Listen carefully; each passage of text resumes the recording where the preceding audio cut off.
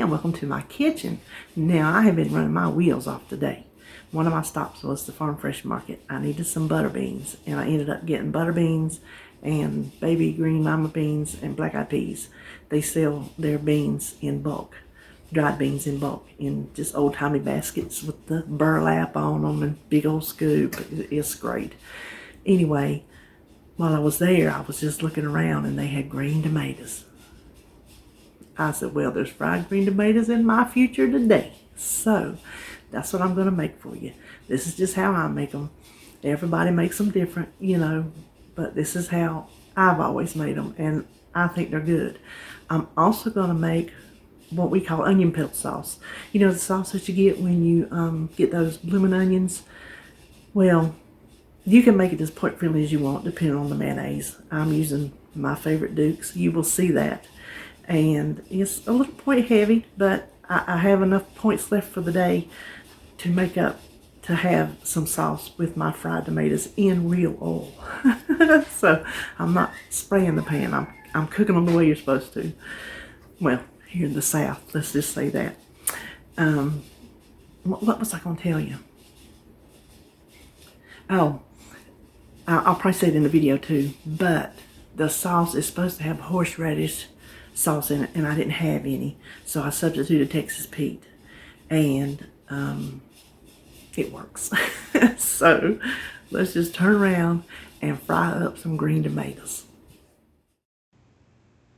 To start, you want some really green tomatoes. You don't want any pink or red on them whatsoever. Real good, firm green ones. If they have any pink, then they're going to get soggy when they cook. They're not going to get good and crispy.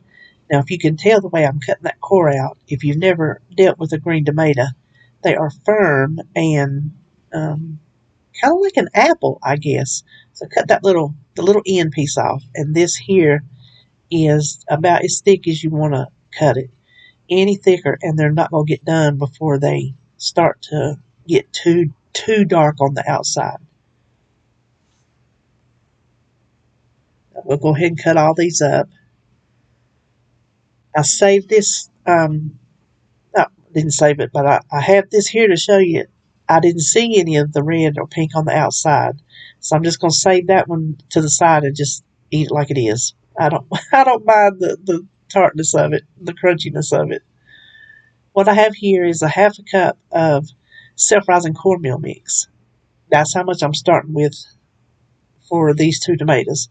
I'm going to add a hefty amount of salt, good little bit of black pepper, and then we just want to mix it around really well. Now, I have my pan preheated, and I'm adding in a quarter cup of vegetable oil. Now, I'm not using olive oil because fried green tomatoes, you just don't make it olive oil. Not down here, you don't. And I didn't want to spray them because there are some things you don't mess with, and that is a Southern Girl's fried green tomato. That's why we're using oil. We're not using as much, but we are using vegetable oil. Now, I sprinkled some in to see if it was ready. I don't know if you could tell, I really pressed down to get that cornmeal mix to stick to the tomatoes. Now here I want to show you, if you cut it too thick or wonky, it does not stick to the peeling, so you're going to have part of it that doesn't have any coating. That's why you need to kind of be careful about the way that you slice them. Now the bottoms have browned. Well, first here's the end pieces. I'll just save those to eat those two. The bottoms have browned or are browning, and I'm fixing to turn them.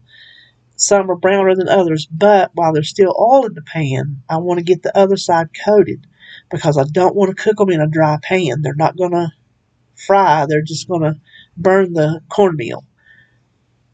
That's what you're going to see coming up. They soaked up too much oil when I turned them, and you can see how dry the pan is. So I'm getting ahead of myself, but I know what's going to happen because I've already done it.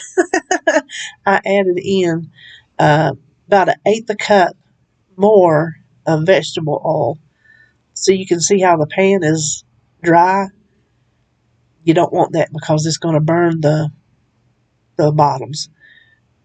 So I just poured it around, and then I lifted the pan up and lifted the tomatoes up to let the oil get up under all of them. So just kind of, twirl it around a little bit.